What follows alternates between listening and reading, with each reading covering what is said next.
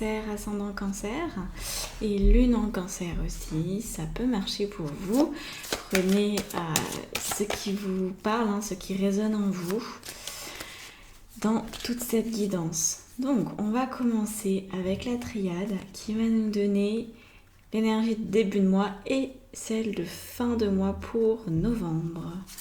Donc on commence avec celle-là et la fin. Ok. Ensuite, je vais prendre un tarot que j'aime beaucoup. Ça faisait longtemps que je ne l'avais pas ressorti celui-là. Et en fait, il est chouette. Ce qui est pratique aussi, c'est que les cartes ne brillent pas. Ça me change la vie. Sinon, vous n'y voyez rien.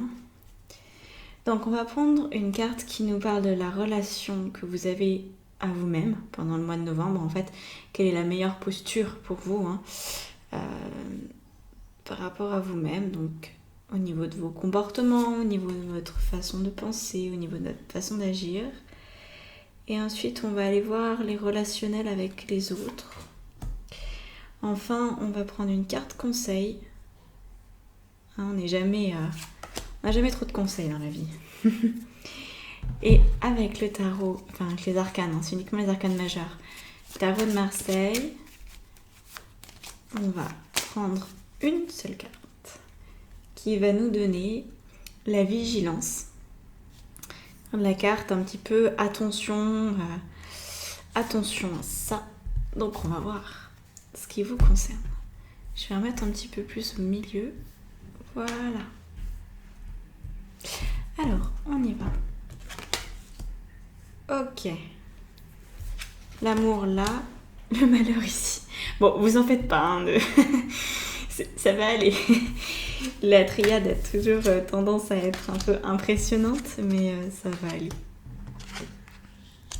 Ok, ça marche. Bon. Alors, rentrons dans le vif du sujet. On a beaucoup d'actions là-dedans. D'accord. Alors, la sensation que ça me donne là tout de suite, c'est qu'en fin de mois d'octobre et début mois novembre potentiellement, vous avez peut-être confondu qu'est-ce que c'est... Enfin, vous avez peut-être confondu l'amour avec l'attachement. Et vous le savez peut-être maintenant, à vos dépens, que l'attachement génère de la souffrance. Alors que l'amour est synonyme de liberté, est synonyme d'épanouissement, de partage, etc. Là, ça a vraiment l'air d'être tout l'objet du mois de novembre, passer d'une idée que vous avez de l'amour à la vérité dans vos relations. Donc la carte du malheur, c'est pas que vous allez avoir le malheur à la fin du mois, c'est pas ça. C'est que peut-être vous allez justement avoir une vision beaucoup plus éclairée de l'amour. Et vous allez arrêter d'être dans cette espèce de renoncement à l'amour. Alors, donc ça c'est quelque chose qui... C'est un concept en fait. Le lien à l'amour, c'est quelque chose qui s'exprime dans toutes les sphères de notre vie. C'est pas le couple, le travail, la famille. On est toujours la même personne, quelle que soit la situation en fait. Ça c'est vraiment un truc fondamental à comprendre. On n'est pas différent dans notre sphère familiale que dans notre sphère professionnelle.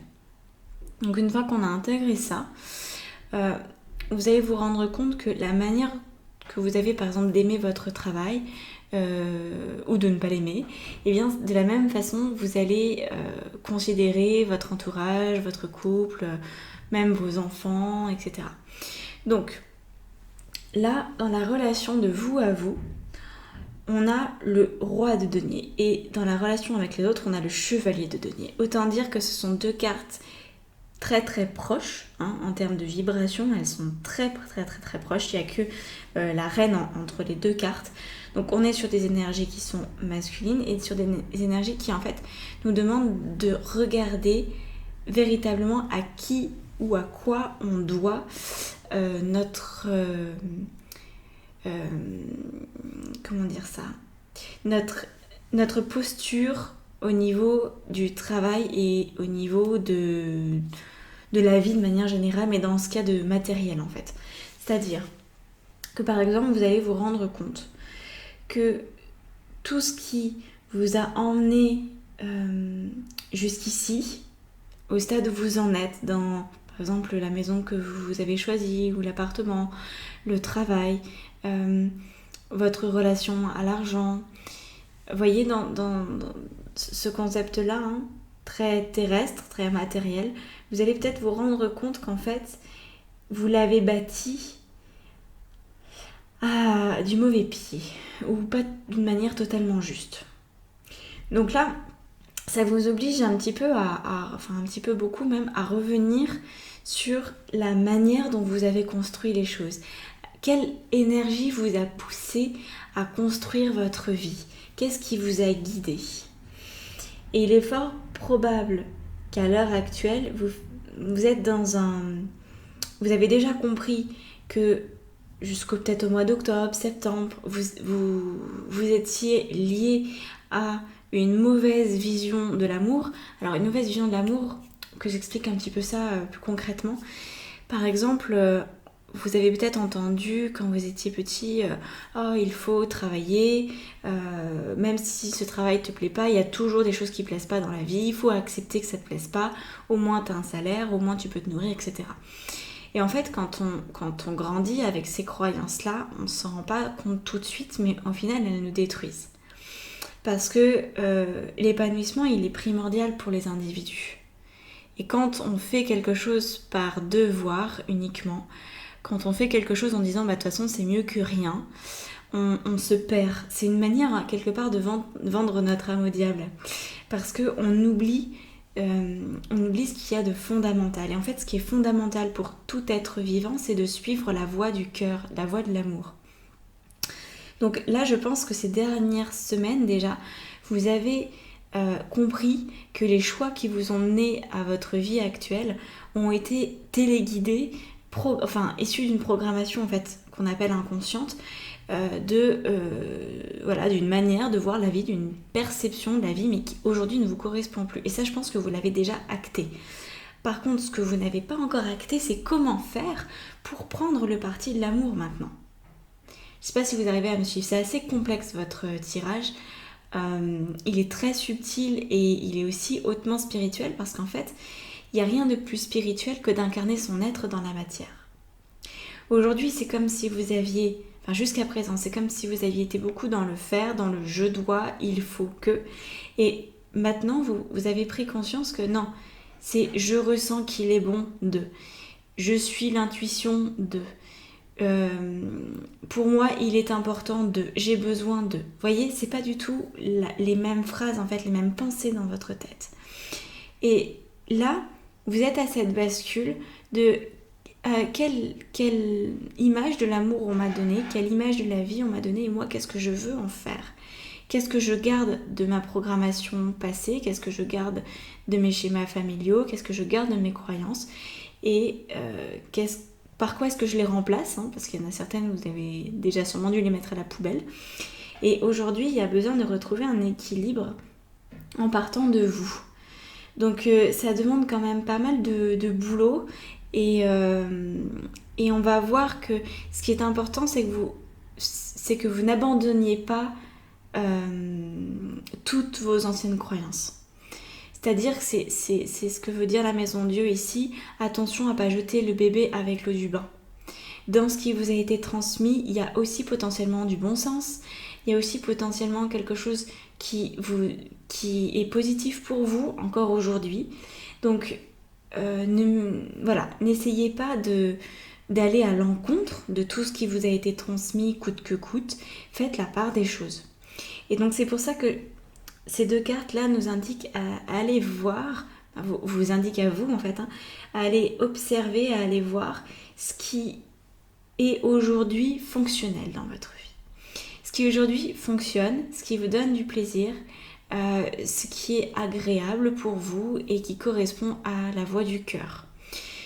Je pense que vous avez déjà ces trois éléments-là qui sont représentés dans votre vie, que ce soit au niveau de votre choix de travail, de choix de compagnon ou de compagne de vie, au niveau du choix de la ville ou du lieu en fait dans lequel vous résidez. Il y a forcément un des trois ou les trois qui sont déjà bons. Par contre, maintenant, ça va être sur la manière de faire perdurer tout ça. Ok ? Et je pense que vous êtes arrivé potentiellement à un point d'équilibre dans votre vie qui vous permet de passer au stade suivant, qui vous permet de dire ok, mes anciennes croyances, elles m'ont servi à aller jusque-là. Je suis pas obligée de les garder toutes maintenant. J'ai trouvé plus de liberté à être moi, donc je vais pouvoir aller dans une direction qui me convient encore plus. Vous voyez ? Et ce serait ça le danger, ce serait de dire bah ça me convient pas parfaitement, donc je bazarde tout et je recommence. Non. Là c'est je garde ce qui fonctionne, j'observe ce qui fonctionne. Et ce qui fonctionne pas, ok, je le modifie. Mais ce qui fonctionne, je considère que je le garde. C'est ce que nous indique le roi de denier dans la relation de vous à vous. Donc par exemple, admettons, vous avez trouvé un régime alimentaire qui vous convient, un rythme de vie qui vous convient, un sport qui vous convient. Voyez, voilà, tout ce qui vous convient dans votre relation à vous-même, vous le gardez. C'est pas parce qu'il y a une chose, même qui déconne par exemple beaucoup, admettons par exemple vous avez toujours et encore le même problème de santé, eh bien ça va pas forcément remettre en question tout ce qui fonctionne. Voilà, donc ça c'est important de ne pas tomber dans l'extrême de vouloir tout changer sous prétexte qu'il y a un truc qui dysfonctionne. Et par rapport à la relation aux autres, on est dans la même idée, c'est-à-dire d'observer encore une fois ce qui va pas, mais avec la notion de mise en mouvement, parce que le cavalier, il est sur son cheval, etc. Donc ça sous-entend que il y a, enfin en tout cas c'est ce que je ressens de cette carte dans votre situation à vous, les cancers, on est sur un besoin d'évoluer dans vos relations beaucoup plus que d'évoluer dans le rapport à vous-même. Le rapport à vous-même, je pense qu'il y a déjà pas mal de choses qui ont été actées, qui ont été posées et vous avez acquis une certaine stabilité. Par contre, avec les autres, c'est pas encore tout à fait ça. Il y a des modifications qui sont plus visibles, voyez. Donc là, il est peut-être question de laisser derrière vous certaines relations ou certaines idées que vous aviez pu avoir et qui venaient d'une programmation inconsciente, comme par exemple l'idée de devoir absolument je sais pas moi, changer de travail parce que votre famille vous a dit que c'était bien pour vous de changer de travail. Peut-être que vous en avez absolument aucune envie et que vous vous rendez compte que la vie de votre famille, aujourd'hui, vous pouvez mettre entre parenthèses et vous pouvez faire sans. Du coup, vous pouvez prendre de la distance avec certains avis qui vous sont donnés et qui résonnent faux à l'intérieur de vous. Donc voilà, là, on vous amène à prendre une forme de distance avec beaucoup de panache. C'est-à-dire que le cavalier, il va pas partir sur un coup de tête, en claquant la porte, etc. Il va simplement poser son argumentaire, il va dire voilà, ça me correspond, ça me correspond pas, je choisis ce qui me correspond, maintenant si vous êtes plus d'accord, ça ne regarde que vous, et moi je passe mon chemin. Vous voyez, il y a derrière tout ça, derrière cette carte, beaucoup de calme dans la manière dont vous allez être amené à traiter vos relations. Et ça, c'est, je pense, qu'il y a de plus complexe pour vous d'être calme par rapport au changement que vous décidez d'acter, parce que la carte de la vigilance, c'est la maison Dieu. Donc ça sous-entend que vous avez peut-être une envie derrière de tout faire péter, de faire exploser la baraque si quelque chose, la moindre chose en fait vous déplaît, vous déçoit. Donc attention à ça, de ne pas être trop tout feu tout flamme, et si vous êtes amené à faire des changements, avant ça, trouvez votre calme, trouvez votre paix intérieure, faites le boulot pour que à l'intérieur de vous ce soit serein. Et quand la sérénité sera retrouvée, vous pourrez acter ce qui vous semble juste. Au niveau de la carte conseil, on a donc le roi de bâton, encore un roi. Vous n'avez pas d'arcane majeur en fait qui est sorti avec ce tarot-là. Peut-être qu'on en aura d'autres avec l'extension qui va suivre. Je rappelle que l'extension c'est une lecture approfondie, c'est-à-dire on va rajouter des cartes tout simplement avec le même tarot qui a servi pour ces 3 cartes-là, pour rajouter du sens et aller encore plus loin dans la lecture. Donc si vous êtes intéressé par ça, c'est dans la barre d'infos sous la vidéo. Le roi de bâton là, il est dans une énergie complémentaire au roi de denier. Donc, m'est d'avis que vous avez déjà intégré cette énergie-là en vous. Alors, la carte conseil, c'est de vous souvenir de vos succès. Vous souvenir de tout ce que vous avez réussi à mettre en œuvre jusqu'à maintenant par vos propres moyens. Là, je vous disais que initialement, il pouvait y avoir un peu un bisbis intérieur entre qu'est-ce que moi vraiment j'ai choisi de faire et qu'est-ce que j'ai suivi comme conseil ou comme avis de ma famille, de mes amis, de mon entourage, de mes collègues, qui en fait m'a mené là où moi je voulais pas aller. Vous avez aussi, et fort heureusement d'ailleurs, vous avez aussi parfois simplement suivi votre voie à vous. Vous avez déjà posé des actions, posé des décisions qui n'ont été le fruit que de vos propres choix, de votre propre vision du monde. Et c'est ça qu'on vous demande de vous rappeler. On vous demande, presque comme je fais en coaching parfois, de demander à la personne de faire la liste de ses succès. Parce qu'on a été conditionnés, et ça je crois à peu près tous, peut-être les enfants d'aujourd'hui moins, en tout cas je l'espère, mais il y a un conditionnement assez important dans nos échecs. C'est-à-dire qu'on a tendance à se souvenir beaucoup plus des erreurs qu'on a faites, parce que c'est quelque chose qui nous est répété, c'est quelque chose qui nous est reproché. Alors, et qu'on se reproche aussi beaucoup. Par contre, nos succès, on ne sait même plus où est-ce qu'on a réussi. Et un succès, ça peut être aussi simple que d'avoir appris à nager ou faire du vélo. C'est un succès. C'est pas quelque chose de normal en fait. Tout le monde ne sait pas faire ça. Tout le monde n'a pas appris à faire ça. Donc là, gardez en mémoire pendant tout ce mois de novembre tout ce que vous avez déjà réussi à mettre en place. Vraiment, c'est important. C'est important de vous remettre dans la vibration du succès quand vous en avez eu, parce que vous en avez eu plein, vous en avez eu des dizaines de milliers depuis votre naissance. Donc, voilà. Gardez, en fait, j'ai envie de vous dire, l'aspect très positif des choses, parce que là, vous êtes en train quand même de passer une étape importante dans votre vie. Quand je parle maintenant de la carte du malheur, qui vient en fin de mois, je pense que c'est plus un deuil dont il s'agit. Voilà, vous avez un deuil du passé à faire. Et ça, c'est quelque chose qui peut être plus ou moins facile. De toute façon, les circonstances étant toujours neutres, c'est vous qui réagissez en fonction de ça. Moi, je pense que vous avez effectivement toute possibilité de faire ce passage en douceur, en restant bien fort, bien positionné, bien droit dans vos bottes, honnête. Et ça va vraiment vous aider à comprendre que ce que vous, avant, vous appeliez amour, en fait, c'était plus de la souffrance, de l'attachement, que vraiment de l'amour.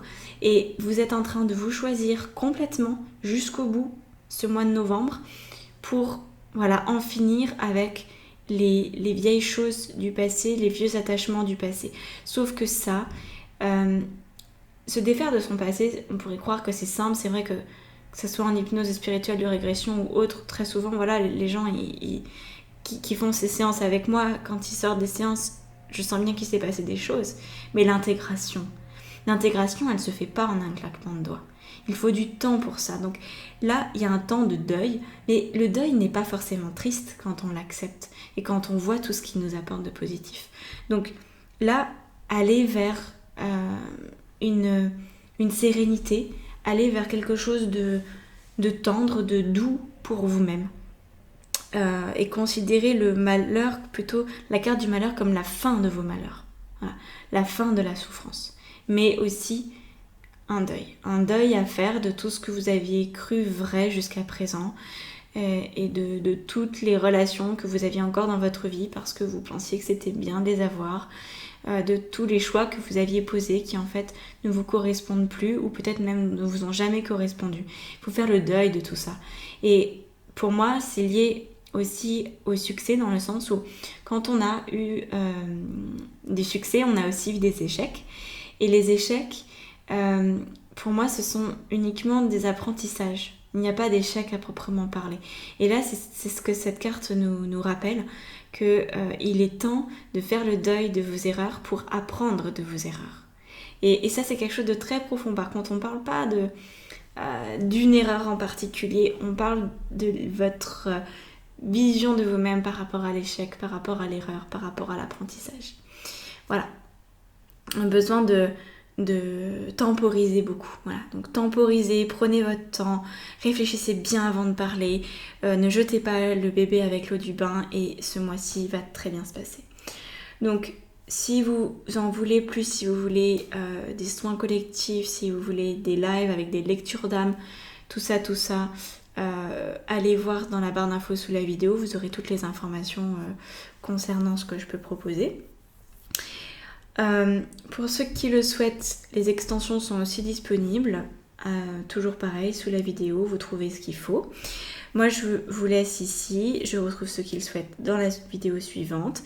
Et puis, je vous souhaite un très très beau mois de novembre. Voilà, prenez soin de vous. Merci.